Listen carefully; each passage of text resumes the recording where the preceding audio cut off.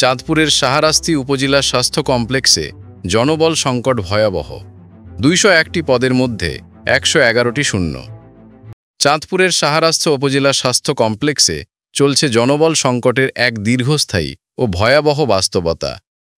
50 শয্যার এ সরকারি হাসপাতালটিতে অনুমোদিত 201টি পদের বিপরীতে বর্তমানে কর্মরত আছেন মাত্র 90 জন।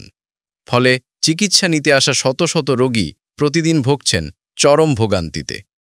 1984 সালে প্রতিষ্ঠিত এই হাসপাতালটি 2008 সালে 50 শয্যায় উন্নীত হলেও এরপর থেকে জনবল কাঠামোতে উল্লেখযোগ্য কোনো পরিবর্তন আসেনি।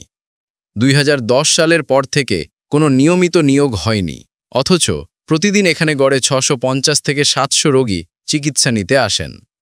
এই হাসপাতালে বর্তমানে পর্যাপ্ত চিকিৎসক, নার্স, টেকনিশিয়ান ও স্বাস্থ্য সহকারীর অভাব প্রকট, যার ফলে চিকিৎসক ও কর্মীদের একাধিক দায়িত্ব পালন করতে হচ্ছে। এতে করে সেবার মান যেমন ক্ষতিগ্রস্ত হচ্ছে, তেমনি কর্মীদের মধ্যেও ক্লান্তি ও মনোবল ভেঙে পড়ার আশঙ্কা দেখা দিচ্ছে।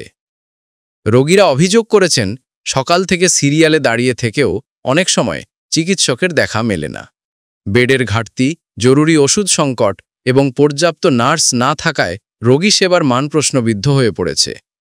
হাসপাতালের অভ্যন্তর ও বাইরের পরিবেশে রয়েছে মারাত্মক অব্যবস্থাপনা। পেছনের অংশে আবর্জনার স্তূপ, অপরিষ্কার টয়লেট এবং মশার উপদ্রব, সব মিলিয়ে রুগ্ন পরিবেশে রোগীদের থাকতে হচ্ছে। জনবল সংকটের কারণেই নিয়মিত পরিষ্কার পরিচ্ছন্নতার কার্যক্রমও বিঘ্নিত হচ্ছে। উপজেলা স্বাস্থ্য ও পরিবার পরিকল্পনা কর্মকর্তা ডাক্তার আকলিমা জাহান বলেন, বিসমিল্লাহির রহমানির রহিম। আমি ডাক্তার আকলিমা জাহান, উপজেলা স্বাস্থ্য ও পরিবার পরিকল্পনা কর্মকর্তা, শাহরাস্তি, চাঁদপুর। আমি আমার হসপিটালে আছি 10 মাস ধরে। হসপিটালে আসার পর থেকেই অনেকটাই হিমশিম খাচ্ছি কাজ করতে গিয়ে জনবল সংকটের কারণে। আমার ইনডোরে সিনিয়র স্টাফ নার্সের সংখ্যা কম।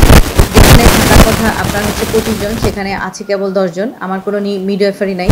এই জন্য ইনডোর ওয়ার্ড, লেবার ওয়ার্ড চালানোটা খুব মুশকিল হয়ে যাচ্ছে এবং সিস্টারদেরকে এই জন্য খুব হিমশিম খেতে হয়।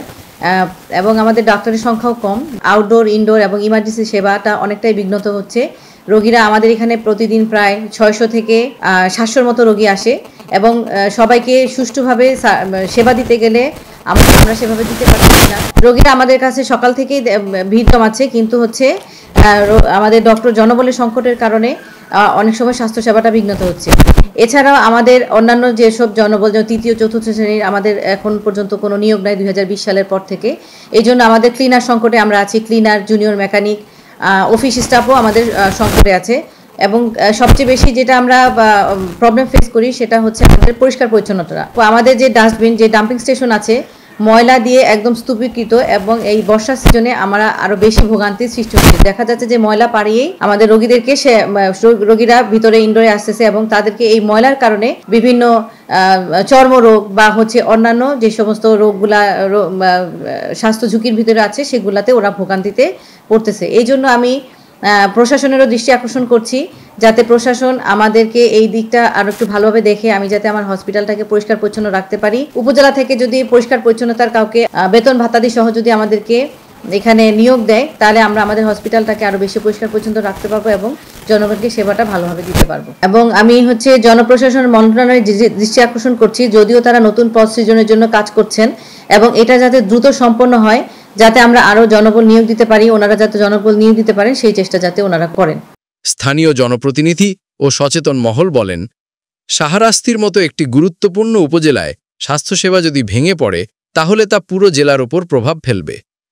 তারা শূন্য পদে দ্রুত নিয়োগ, বিশেষজ্ঞ চিকিৎসক নিয়োগ, নার্স বৃদ্ধি এবং পরিবেশ উন্নয়নের জন্য জরুরি ব্যবস্থা গ্রহণের আহ্বান জানিয়েছেন। বিশ্লেষণ ও সুপারিশ। দীর্ঘদিনের এই সংকট নিরসনে স্থানীয় ও কেন্দ্রীয় পর্যায়ের সমন্বিত উদ্যোগ প্রয়োজন। অস্থায়ী নিয়োগ কিংবা কন্ট্রাকচুয়াল ভিত্তিতে জনবল সরবরাহ জরুরি। পরিষ্কারিতা ও নিরাপত্তা নিশ্চিত করে রোগীর জন্য মানবিক পরিবেশ সৃষ্টি করতে হবে। প্রাথমিকভাবে জরুরি পদগুলির তালিকা করে দ্রুত নিয়োগ প্রক্রিয়া শুরু করা উচিত। একটি হাসপাতাল কেবল ভবন নয়, এটি একটি জীবন্ত সেবা কেন্দ্র। জনবল সংকটের নামে এই সেবা কেন্দ্র যেন অকার্যকর না হয়ে পড়ে, সেদিকে এখনই নজর দেওয়া জরুরি।